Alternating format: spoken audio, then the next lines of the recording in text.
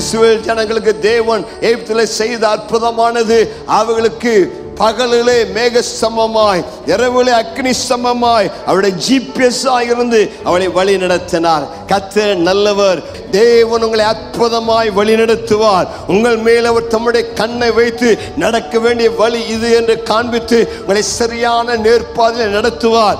அவரே நம்முடைய ஜிபிஎஸ் இருக்கிறார். நீங்க தான் ஜிபிஎஸ். உலகத்துக்கு ஜிபிஎஸ் தவறான இடத்துக்கு நடத்தி போகும். சில டைம்ல வழி தெரியலன்னு சொல்லும். ஆனால் பரலோக ஜிபிஎஸ் கர்த்தர் உங்களுக்கு அழகா கைடன்ஸ் அண்ட் ப்ரொடெக்ஷன் சர்வீஸை கொடுப்பார். ஒன்று உங்களுக்கு குறைப்படாது. எந்த ஜாப் எடுக்க வேண்டும், என்ன தீர்மானம் செய்ய வேண்டும், எல்லாவற்றையும் கர்த்தர் நடத்துவார். கர்த்தருக்கு மகிமை உண்டாவதாக.